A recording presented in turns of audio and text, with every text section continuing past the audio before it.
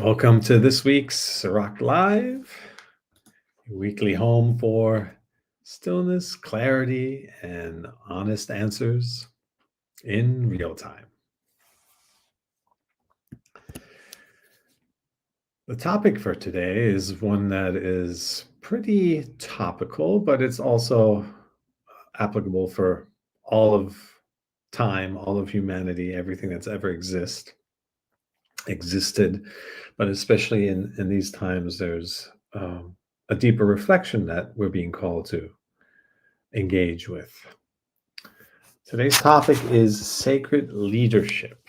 And while that at first may seem that possibly just extends to people that we've anointed or elected or not elected for as leaders, but it's actually a deeply personal topic because the hero's journey is a personal one. This is the formula that every movie, every script, every good novel is based on, that there's an unconscious would-be hero and something happens to this person. Usually it's loss or tragedy or trauma of some sort. In some way or fashion, life shapes them to wake up from their slumber and then take charge of their destiny, step into their power, and become the hero of their own journey. And this is the pivot point in everyone's life. And the conditions that we have today globally is especially relevant because we're being asked to look at our own leadership within our own lives, within our own circle, within our own friends and family, and within ourselves, to see what really resonates and what is truthful to ourselves, because we're surrounded by so much debate, so much opinion, so much confusion, so much chaos, so much inversion, that the tendency might be to just run away and turn a blind eye. But unfortunately, that doesn't help anyone, and it doesn't help you. When we turn a blind eye to ourselves, to our own truth, we suffer, the people around us suffer. Ultimately, consciousness suffers because we're not investing in ourselves to bring light to the darkness. So I have a chapter today from my upcoming book, God is a Conservative, that I want to read to you and that we will review point by point in a more live, engaged discourse. Hello, Ana Perez. Nice to see you. And feel free to post any questions, as always, into the chat. I'll answer it whenever the flow takes me there. And if you're really interested, you can also come online and onto stage, and then I can help you there. If you're having a bad connection, sorry, that's outside of my reach, but I hope it will buffer and it will connect with you more clearly. You can always watch a recording of this in higher definition afterwards. I usually publish it within an hour.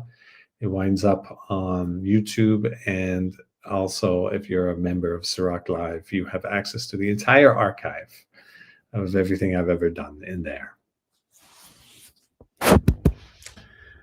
All right.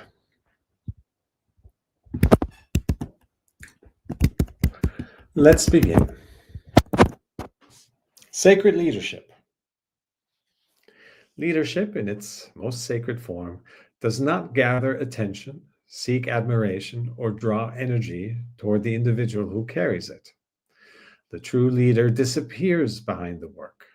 What remains visible is not personality, charisma, or self-importance, but the energy and order with which they tend to their duties. When you lead with God consciousness, you don't stand in front of others. You don't stand above them. You carry the weight of responsibility that they cannot yet hold. Leadership is not a choice nor a privilege. You are called to it because you've done the inner work.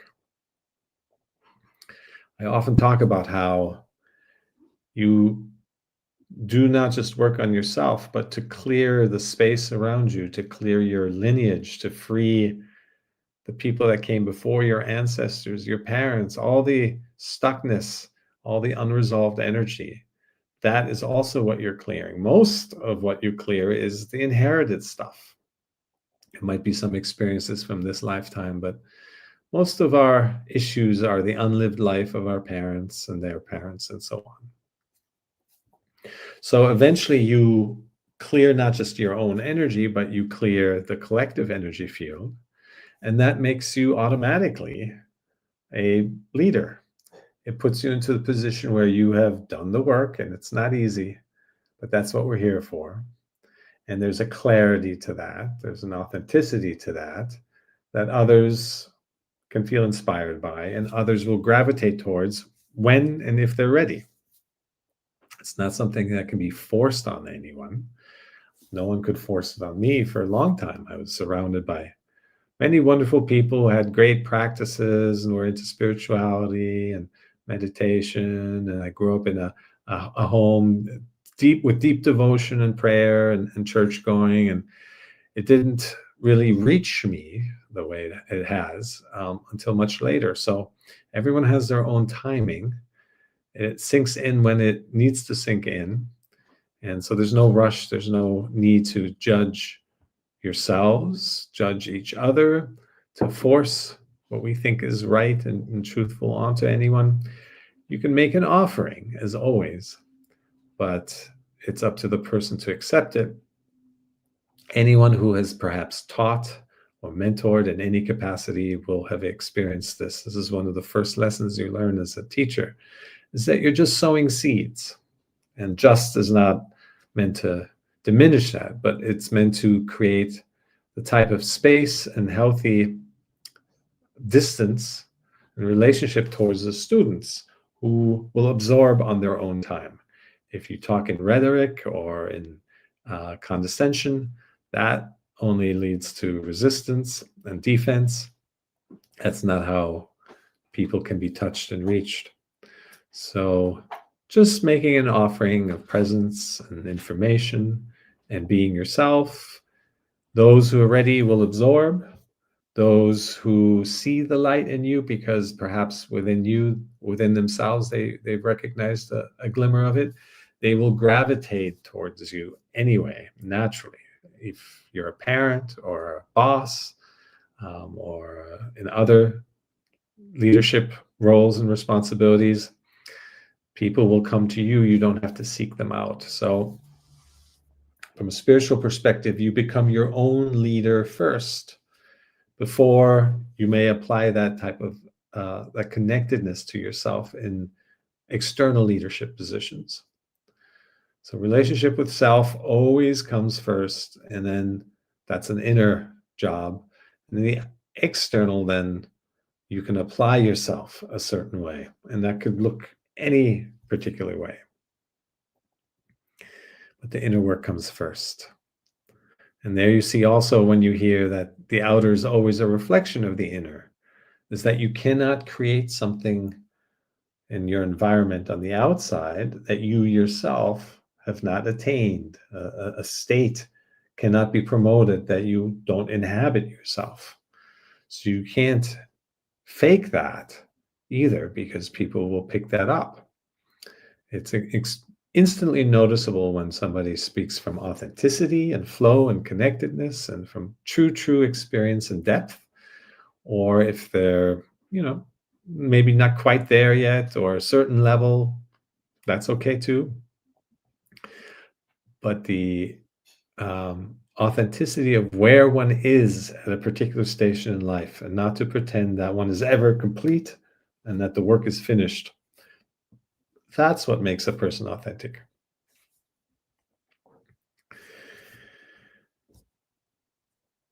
I was also very introverted and didn't really want attention when I first started talking. And my first book, I didn't want to put my name on, or I didn't even want to promote. I wanted the message to speak for itself. And going out into the world does require connecting with people. And that is the story behind what motivated what you created, be it a book or artwork or music, or a company or whatever motivated you. That is important, and that creates an energy that permeates the form that we create.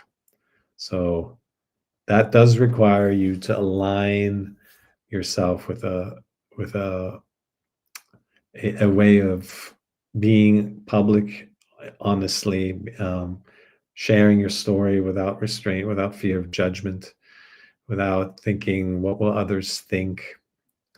In my writing retreats, many people, um, it's a very common um, dilemma amongst writers. A common creative block is the fear of what others will think, especially family and friends. Very often the things that inspire us to write are autobiographical in nature, or they're about people that you know, or about experiences that you've had, or jobs that you've held, and it starts to block you from writing freely. Is the fear that somebody might find out, and what will they think of you then?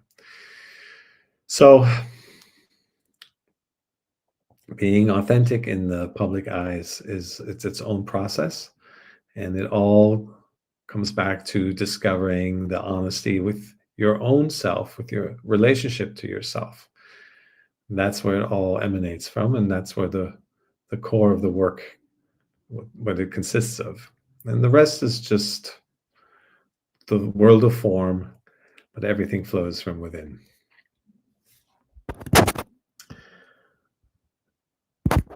All right. Next paragraph. For most leaders in the modern age, leadership is about visibility. Titles, platforms, influence, and voice have replaced the older understanding of leadership as inner capacity, moral clarity, and spiritual gravity. Not that it was always realized in the past, but the compass existed.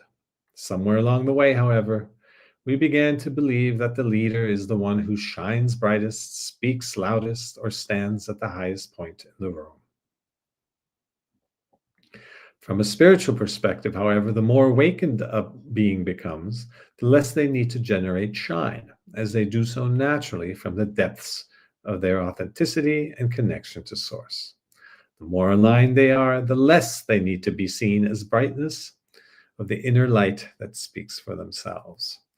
I remember in my lifetime still very much an era where an effort was made to at least maintain neutrality, to present multiple perspectives, to steer clear of just personal opinion or war of what anybody thinks and pitting people against each other. It wasn't that long ago, but it's really the bottom has dropped out of that type of journalism and that type of leadership. And as the text says, the inner light speaks for itself. One of my favorite exercises to do with my students back in the higher education days was to give them a short phrase, something like, "I'll call you right back," and have them all write down on a piece of paper what that means to them. And if there were 30 students, there would be 30 different interpretations. And they varied greatly, not even close. Oh, maybe they'll call me back in 2 minutes versus 4. No, they varied. I'm not being respected. They have better things to do. I'm not worth their time. A lot of self-worth reflections. He's never going to call me back. Like it's remarkable how we interpret even the smallest phrases, smallest words through our own unique particular lens. And then we realize through simple exercises like this that there is no objective truth. Ultimately, everyone is experiencing themselves, experiencing their reality. This is why you can give a jury in a trial the same evidence, sometimes as obvious as it could possibly be, and the jury might be deadlocked or even go into the less obvious direction. And because it isn't obvious to everyone, everyone has their own filters and their own stories attached to every piece of information. So what I call the objective reality is once you work through the triggers and the conditioned layers and the programming and the inherited stuff, what remains, the objective reality, almost no one, if almost no one lives in it. Everyone has a bit of humanness left, even at the highest levels of mindfulness and meditation and spirituality and prayer. There's still a human, a little human in us who's going to interpret things, who might feel triggered or offended or become defensive or go on the counter. And the main difference is that a person who's done the inner work will notice that. They will witness the little human getting irritated and feeling a certain way. And the noticing keeps you from identifying with it. As long as you're noticing it, then you're not it. So the little human can say and scream and revolt and rebel and exert him or herself as much as possible, as much as they want. But when you live from awareness, it doesn't get to you. It doesn't take you over. You don't get lost in thought. You don't go down the rabbit hole of stories and emotions and of what this might be, what it all means. And we spend most of our day, when we haven't done the inner work, we spend most of our day lost in these types of thoughts. The lens of interpretation of whatever just happened, even the littlest thing, somebody just cut you off in traffic, or you can't find your keys to the car, now you're going to be late. Whatever it is, it can consume us when we believe those thoughts. That little thought of annoyance attracts more thoughts of annoyance, and there's a whole stream of annoyance that then awakes, and that keeps us occupied for hours.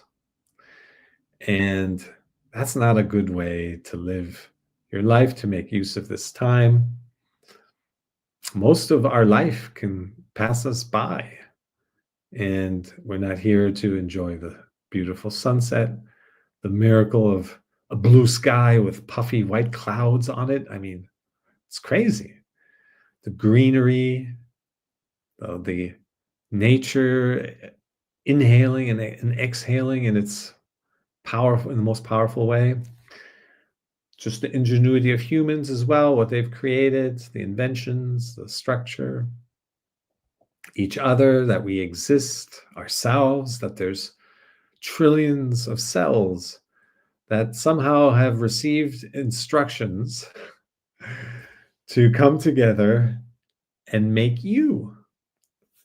Your personality, your traits, your talents, your karma, all of that is just unbelievable. The whole thing is so beyond the mind.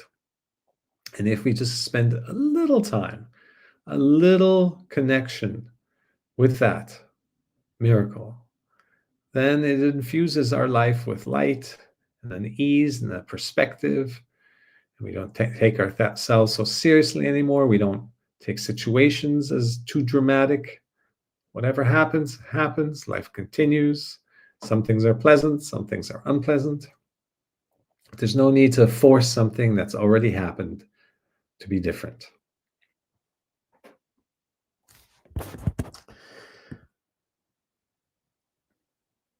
Thank you, Polly. All right.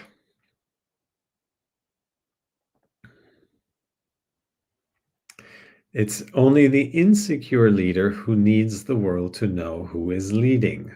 If you just look out there into the world, from your workplace to even family and certainly into politics and at the global scale, you can see who needs to be seen for self-validation.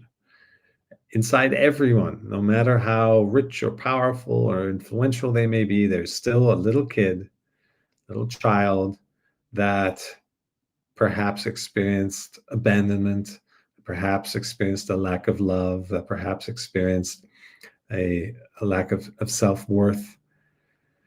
And that carries through.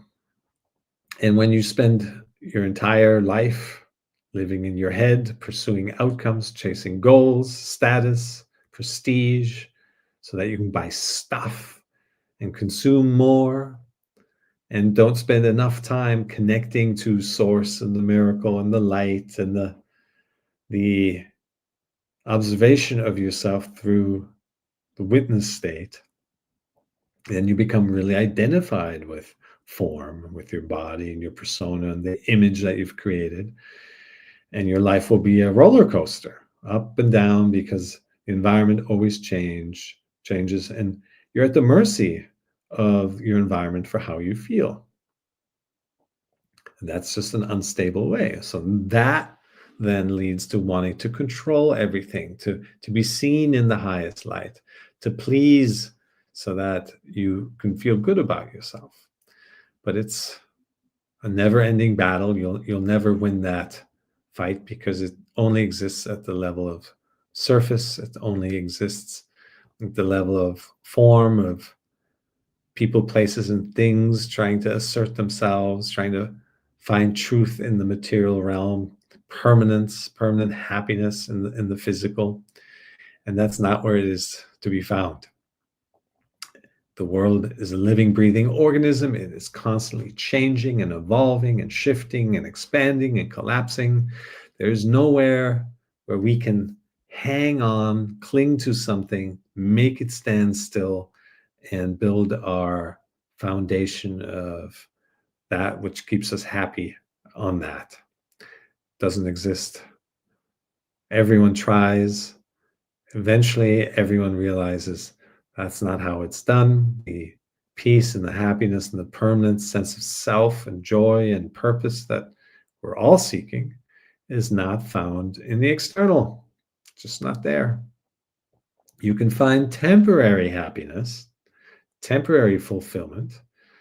You can achieve something that's great, wonderful. You should celebrate it. You can set goals and apply your skills, apply your experience. No one's saying anything against that. But if you're too attached to the outcome, if you're too attached to being seen a particular way, then life becomes suffering. Your achievement immediately gives over to the fear of loss when you start feeling it fade. And then you're clinging and trying to control again, and you barely had a breather of relief, and now you're back to the old chase.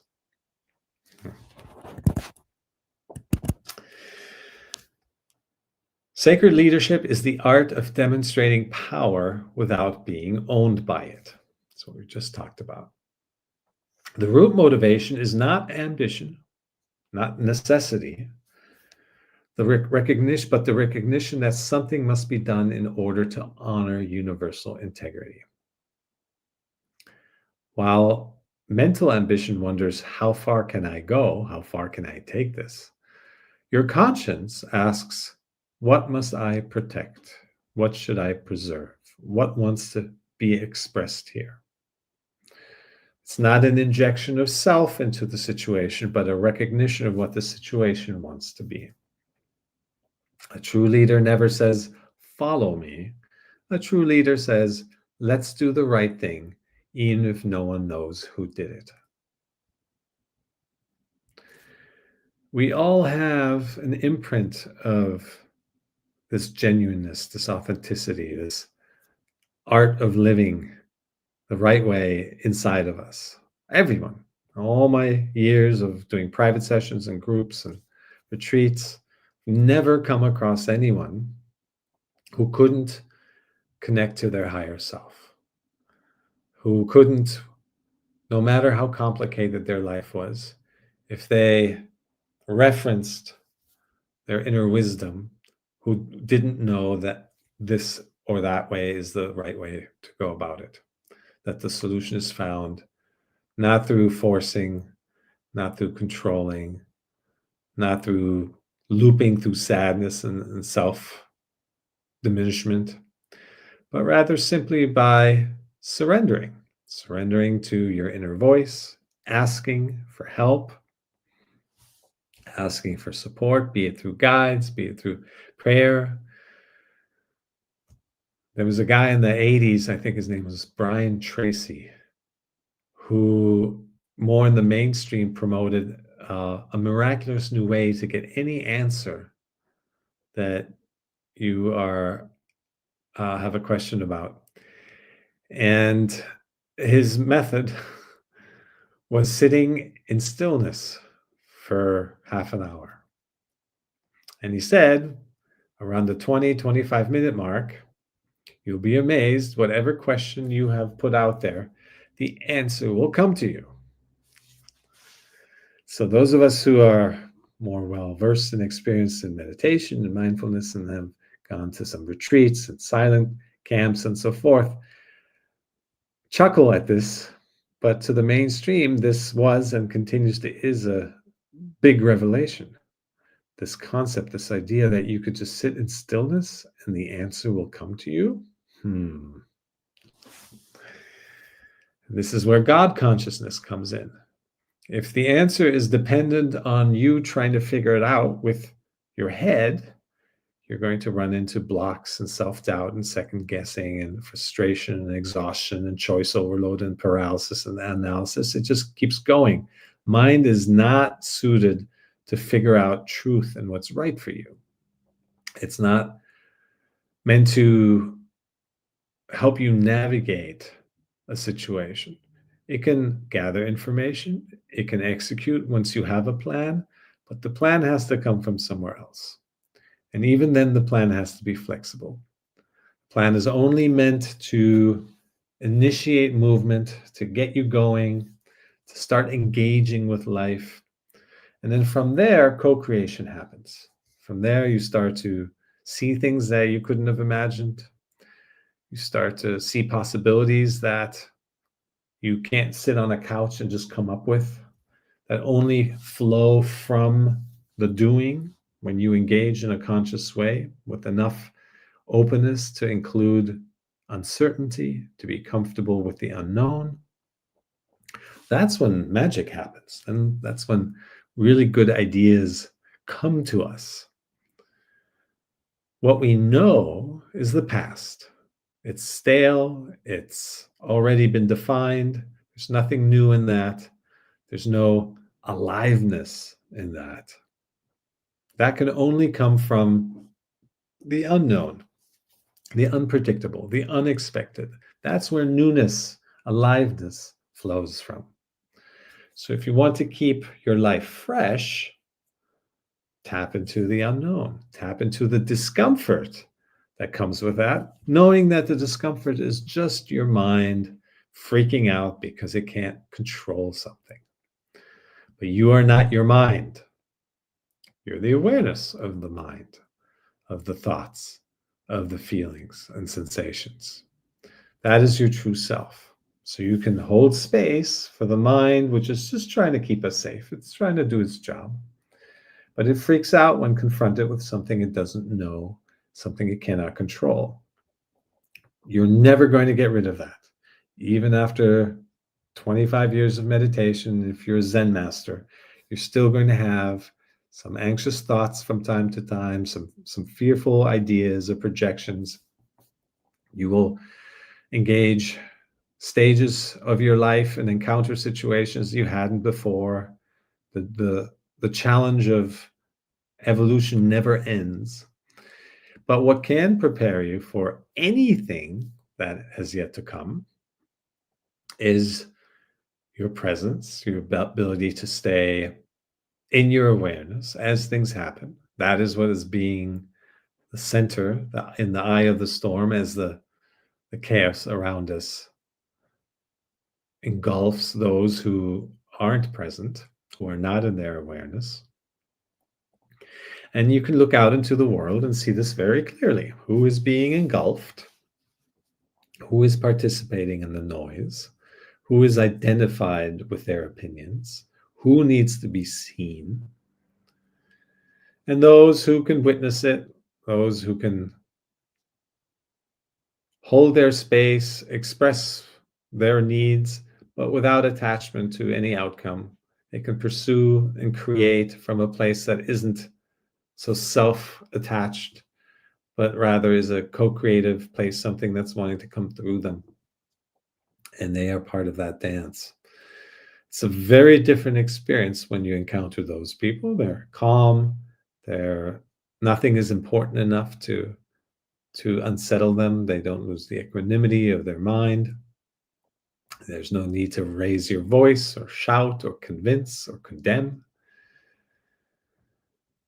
You can tell very quickly when somebody is in their head and they live from their mind versus living from God consciousness, from connection to source, to spirit, to a greater, higher version of oneself, not the little human, but the higher self, the higher truth, intuition, heart space. And unfortunately, those qualities have been diminished more and more over time. There's an addiction to progress and technology, making us feel like that is what moves us forward. So much doing, working long, crazy hours and jobs to afford homes and cars and stuff to build a self-image and then create status and reputation and prestige. And then upholding that again, and then fixing the homes when they fall into disrepair. You can become absorbed by all of that very easily, very quickly. But you can do all of that also with awareness, from a place of intention, true consciousness. And that consciousness will inform you whether you should be doing this or not. And very likely, yes, you will drop many of the activities that you're currently engaged in with greater self-awareness, because it's your compass, your inner radar that is saying, this isn't of integrity, this isn't of the highest light, this isn't worth my time. Not from a place of frustration, not from a place of self-diminishment, from a place of truth and clarity and conscience. Am I contributing to the universe a frequency that I want to leave behind? That becomes the leading question. Not how can I gain more? How can I spread my reach, my influence? How can I add more to myself, to my portfolio, to what I already have? That path is an endless loop. It's never enough. But the inner guidance, doing from a place of presence, that will tell you very quickly when enough is enough, when you've achieved what wants to be expressed, when the formless that is flowing through you has achieved its perfection, not what you want it to be, but what it wants to be. That feels very different, and your life, consequently, will look very different.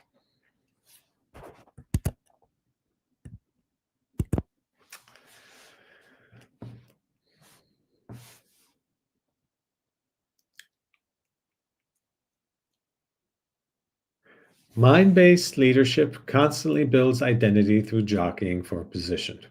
Sacred leadership removes identity through the dedication of being of service. The ego wants the role and clings to it, seeking to expand it. The soul accepts the transparency and accountability as long as there is the calling. A leader who lives in their head becomes the focal point.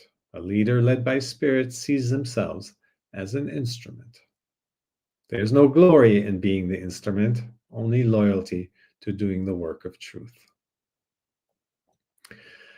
There's a profound statement to this that is often a misconception of those who get into spirituality and mindfulness and start meditating, this idea that you're just going to be in a state of bliss, that your life is going to just magically get easy and no problems and abundance, and everything just happens with flow. And there is some truth to that, of course. Your life simplifies.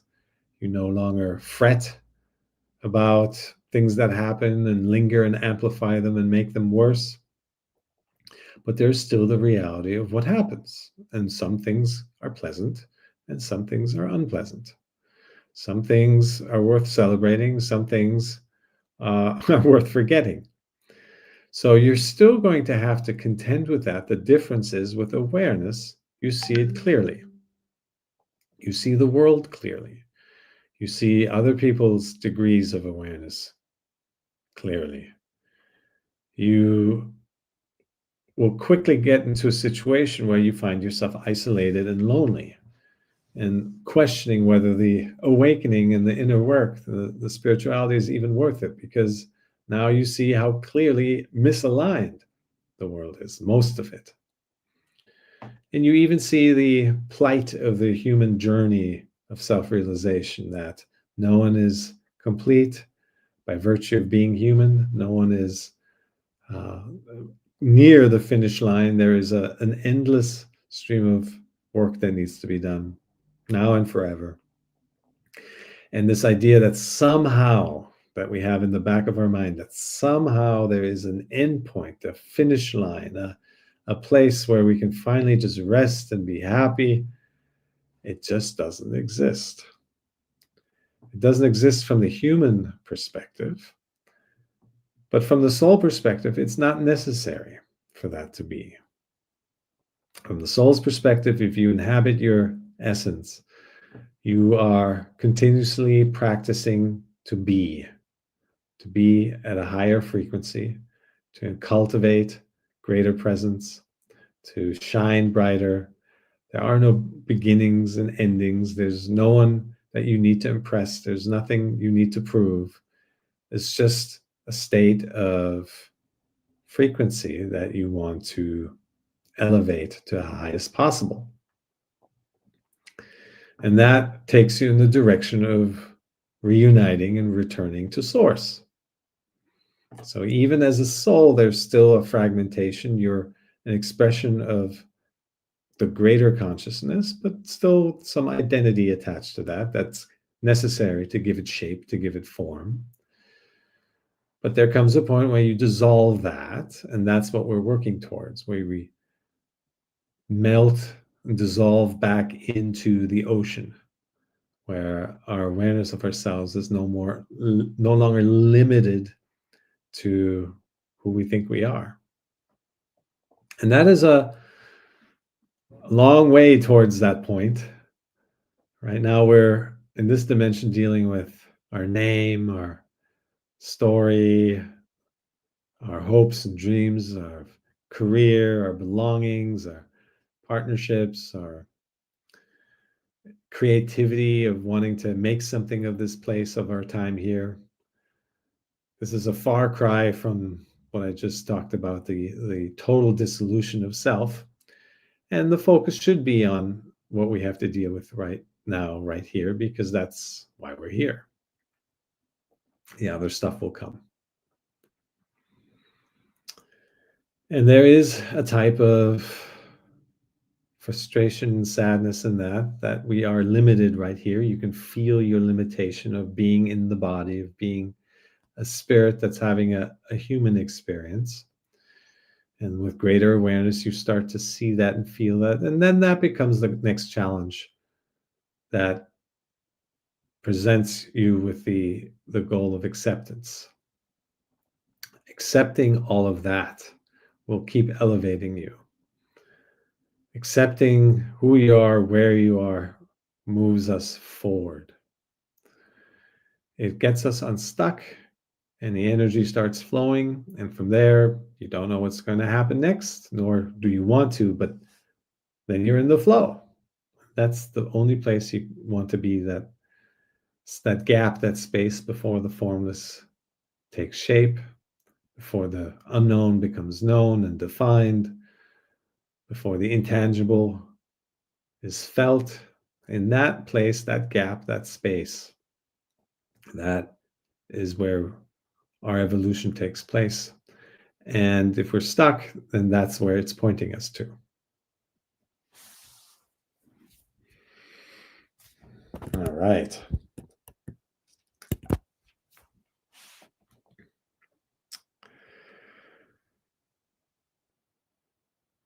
The work is always the calling for divine order behind the form. Coherence, justice, harmony, clarity, alignment. The immature leader leads people. The mature leader facilitates the unfolding of God consciousness. Their loyalty is not to the special interests, lobbyists, or the groupthink flavor of the day. It's not to the outcome of the next election. It's to the principle that governs the field. If their party is wrong, they will stand alone. If truth requires rebuilding, they will not save the structures. If integrity requires silence, they will not speak just to appease others. Sacred leaders are not always liked because they're not trying to be. There's a real challenge in stepping into your power and being the light that you are and aligning with your conscience, and then aligning that, making sense of the rest of the world that isn't. Again, acceptance will take you there, but there's a practical reality to how do you manage your life then as you become more aware. It's rare to find others. Those of us who are here can see how limited our range, our circle is to find someone with whom we can truly discuss these things and exchange our experiences with and share in a way that is open and non-defensive and unfearful of being judged. It's a rare place. And that is the purpose of this weekly stream, is to provide that space. But out there, it's rare. And if you don't come back to it regularly, then something inside starts to shrivel, something inside starts to harden. We get pulled into the harshness of the world and the limiting beliefs and the fear. It's a mind-made, mind-driven, fear-driven environment out there. And if we spend all our time focused on that, then we start to take that on. That energy seeps into us. So a daily practice at the very least, maybe one or two confidants around you, people that you can ring up or message, even just a quick exchange every day. Super helpful. Showing up here once a week to do a deep dive, going to a retreat once a year. Speaking of which, if you haven't seen already, there's our India retreat that is coming up. You can visit by going to this domain. And I am proud to say that I was a retreat junkie once, and I was going to these events continuously, one after another. And of course, the seeking has to end eventually, but it does help to expose yourself to this energy. And ideally, you attend events where it's not about being more of the image, being more of, hey, look where I am, sending those selfies out to let everyone know how amazing your life is. But attending events that reinforce just being, just stillness, no longer seeking, because if you're running after some idea of enlightenment, it's no different than chasing after a promotion or the goal of buying a fancy car. Maybe a little better, but not by much.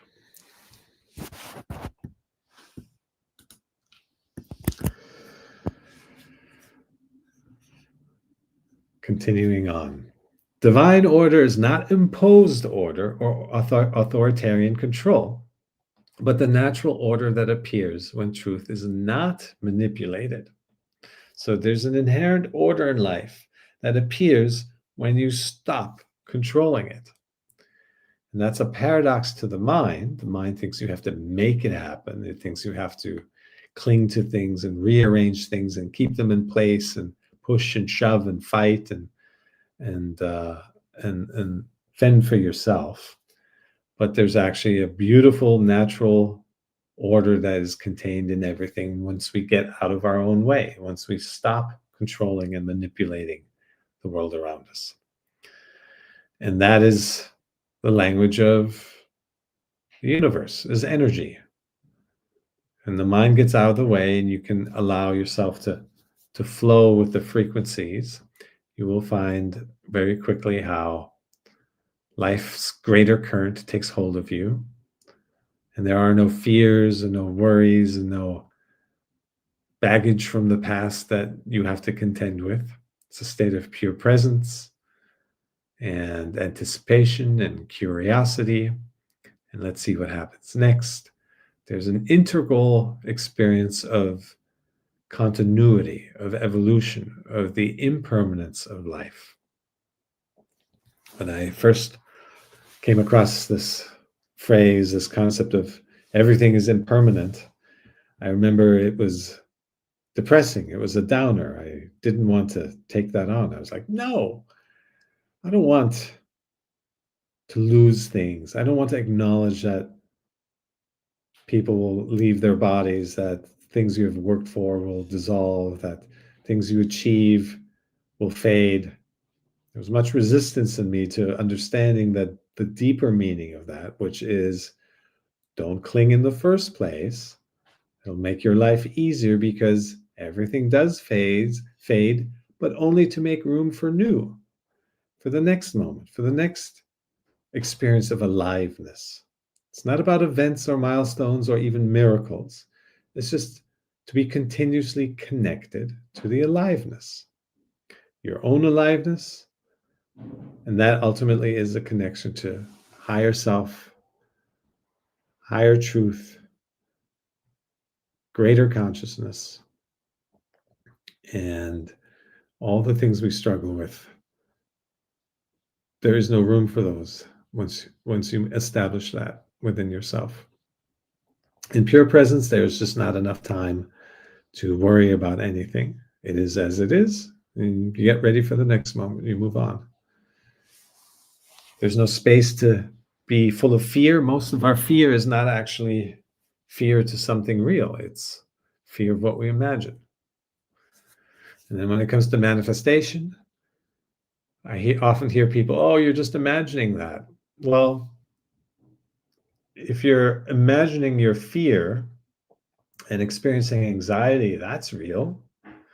Then why don't you also imagine an amazing life full of alignment and abundance and make that your reality? You can't be selective there, especially when you choose to believe the things that pull you down and make you depressed. You may as well let those go and believe in the things that lift you up.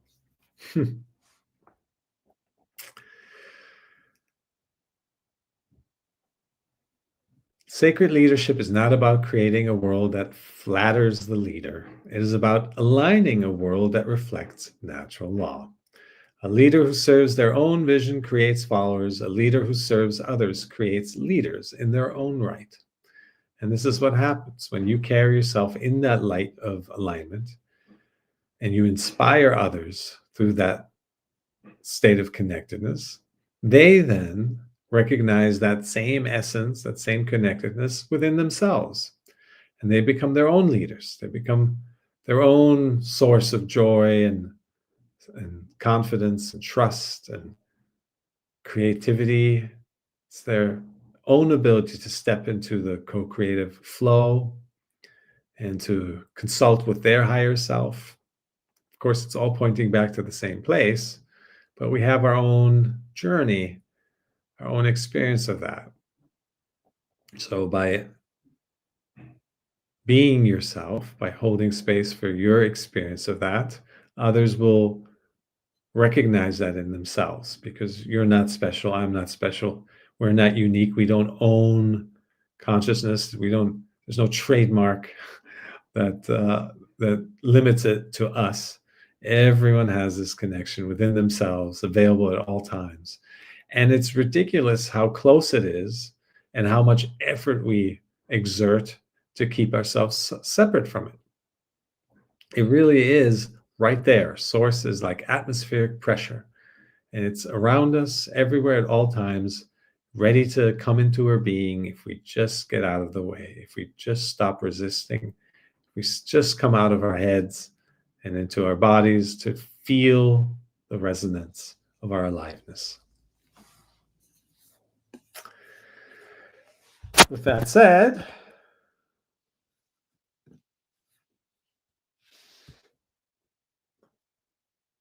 think we're going to go straight to our meditation, helping us come out of our heads and into our bodies. Thought awareness, which is what we'll do today, is the single most important exercise to become aware of your thoughts. If you're not aware of them, then they'll own you. All of us can sit there for a moment and go, ah, there's a thought. Ah, there's another thought. That's fine, but when a thought that carries a larger, a heavier charge, especially a negative charge, comes along, then we get pulled into it. So we all have the ability to observe our thoughts, but we have to strengthen our awareness muscle to deal with the more challenging thoughts that have a more weight to them. And for that, we have to practice, just like going to the gym. We practice and strengthen our awareness muscle. And the simplest way to do that is just to observe the mind drifting. Observe it drifting whenever we try to put our attention on any one thing. It could be a spot on the wall, it could be a finger, it could be a candle, it could be the license plate on the car in front of you. The simplest thing, of course, is the breath. The breath is always there. It's with you in each situation, and it's so central and so basic, and it metaphorically represents the expansion and collapse, the exhale and the inhale of the universe, of life, and the impermanence, the continuity of things, the intelligence that silently and quietly works behind the scenes, that gives all of our organs instructions of how to work and process and convert external stimuli into organized thought and into chemistry and into our physical being. To not lose ourselves in that, but to stay aware of that is the objective. All right. With that said, we're going to go into our thought awareness meditation today. Finding a comfortable position, spine straight, bones stacked. And with your eyes and mouth closed, bring all of your attention on the incoming and outgoing breath at the entrance of your nostrils.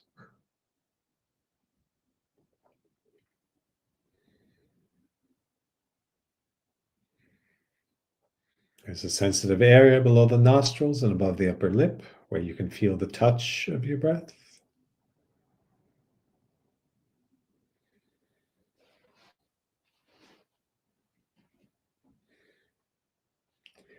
And if you have trouble locating the breath, you may breathe slightly harder once or twice.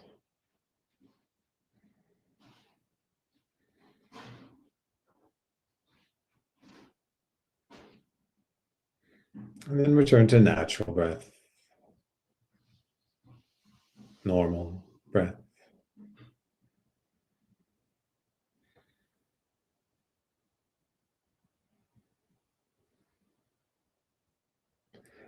Let the detail of your breath pull you in closer, closer into the present moment.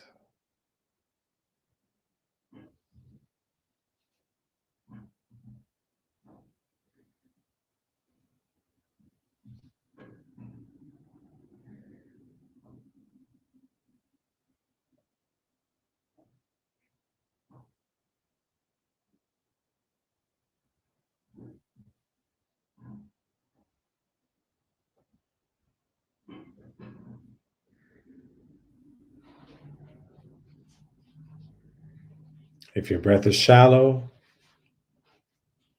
let it be shallow.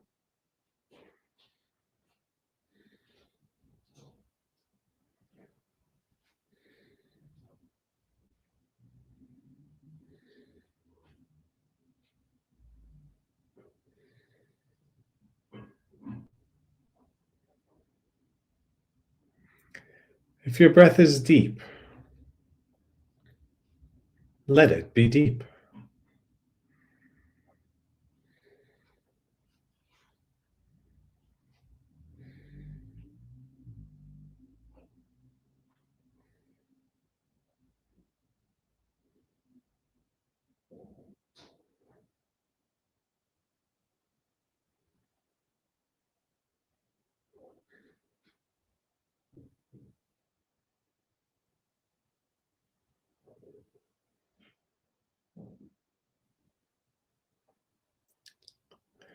If it's more in the left nostril, let it be the left nostril.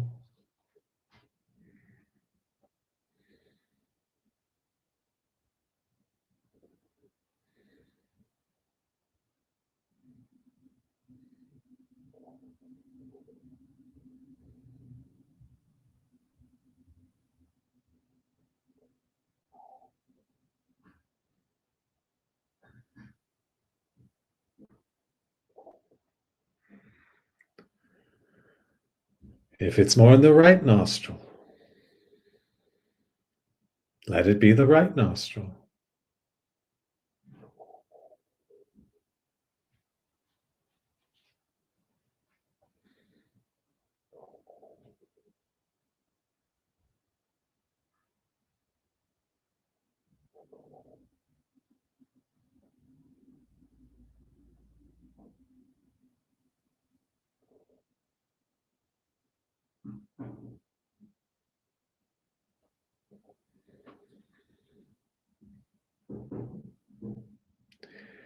And if it's in both nostrils, let it be both.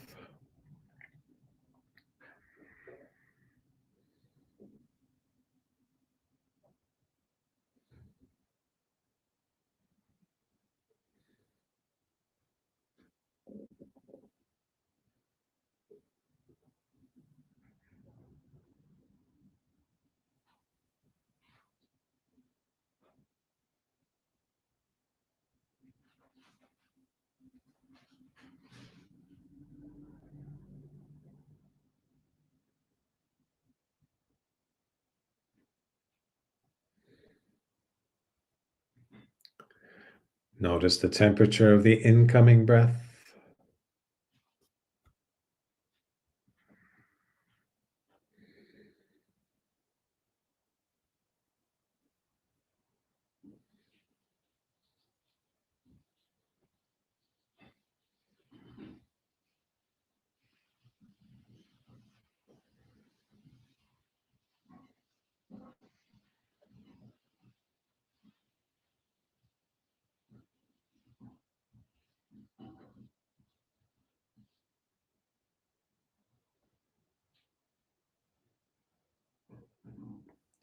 Notice the temperature of the outgoing breath.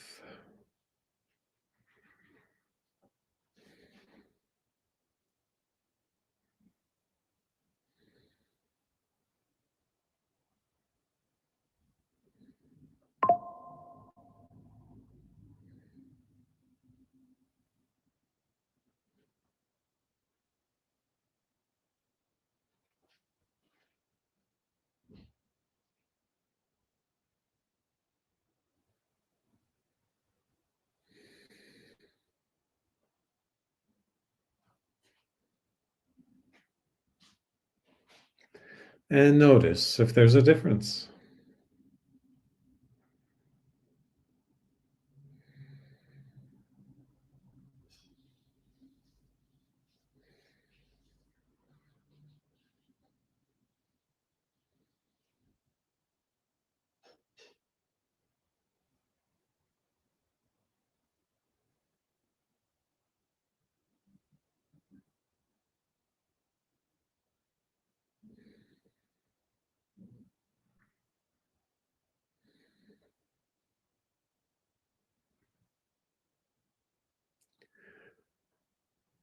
Notice the pace of the incoming breath.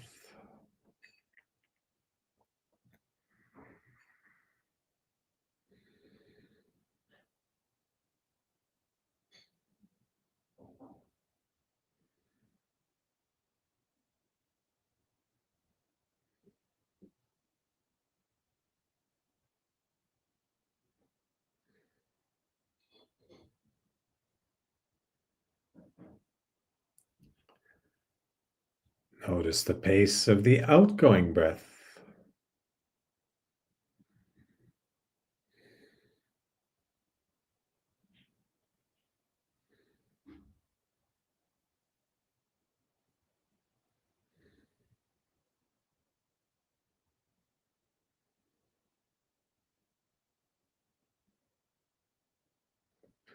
And notice if there's a difference.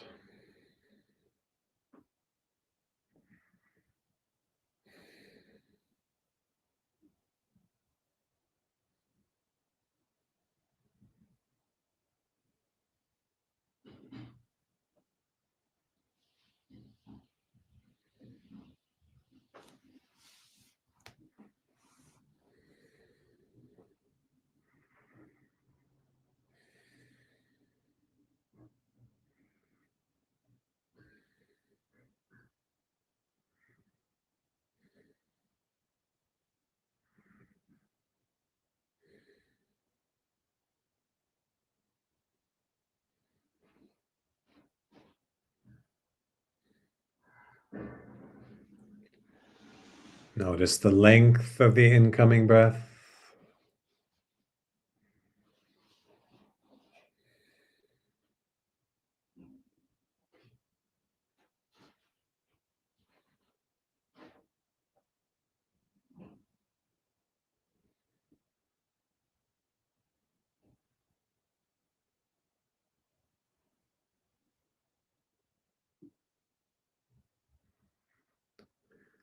Notice the length of the outgoing breath.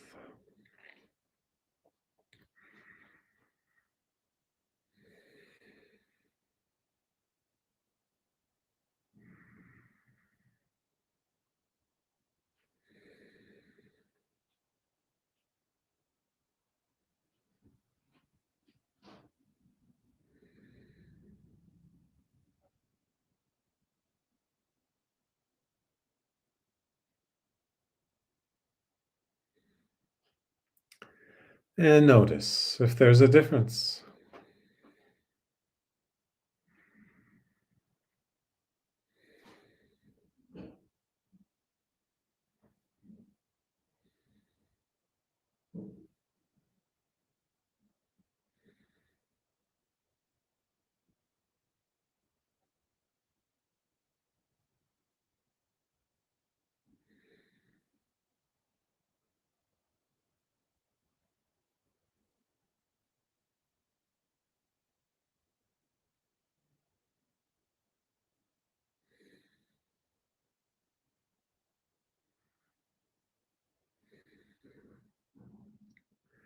Notice the pause at the end of your inhale.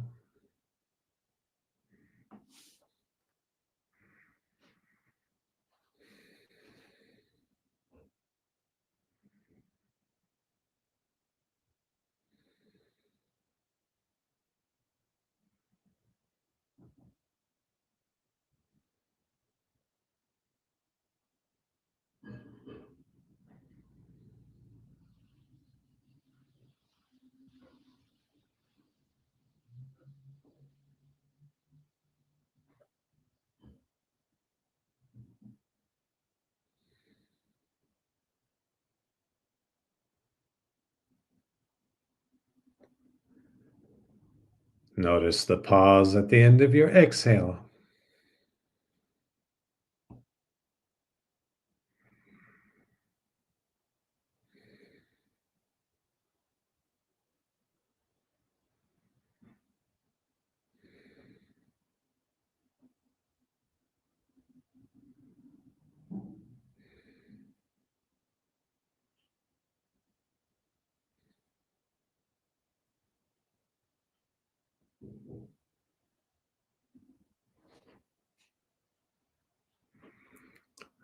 And notice if there's a difference.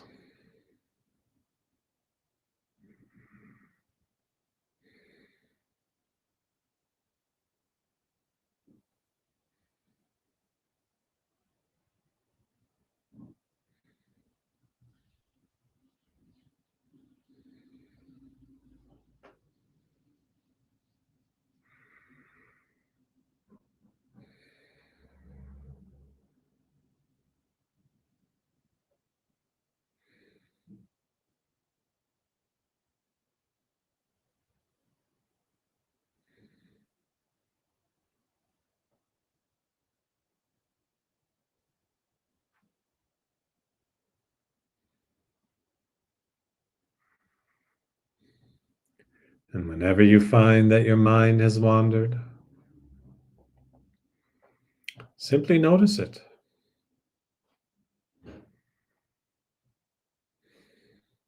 And without frustration, without dismay, but with full acceptance, bring your attention back to the incoming and outgoing breath at the entrance of your nostrils.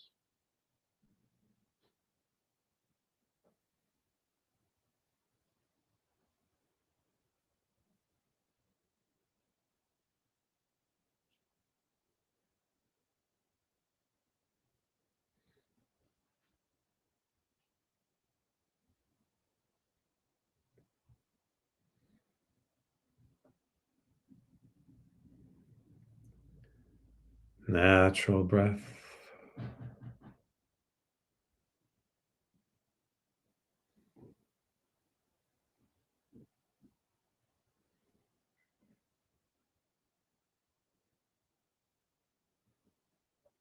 Normal breath.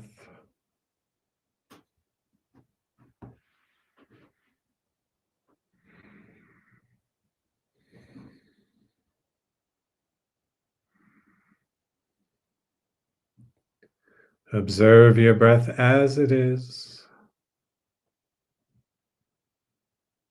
without wanting it to be different.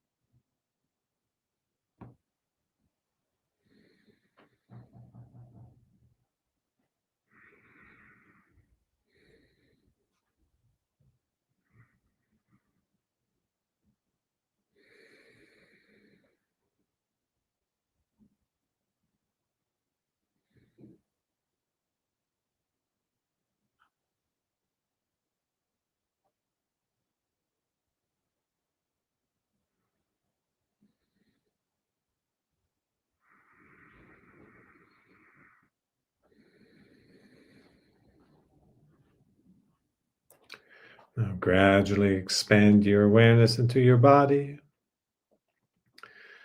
And notice any flow of subtle sensations throughout your body, from the top of your head down to the tips of your toes, from the tips of your toes to the top of your head.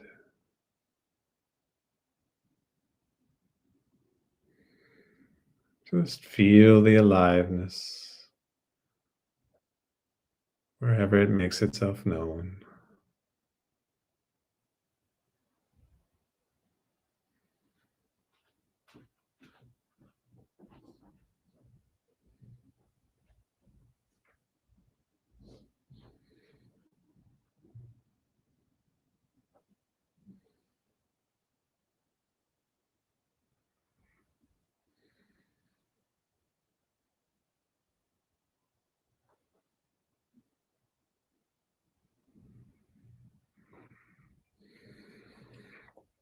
Keep expanding your awareness to the clothes that you're wearing, the surface that you're sitting on, the weight of your body.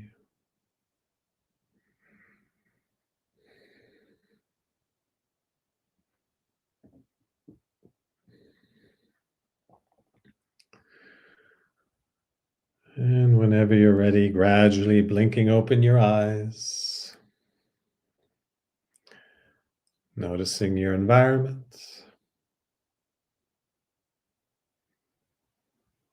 noticing yourself in your environment,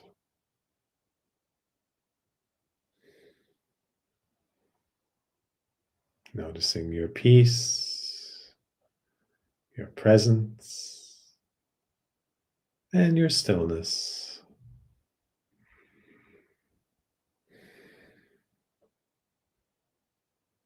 Stillness is not the absence of sound. It is the presence of consciousness, one consciousness.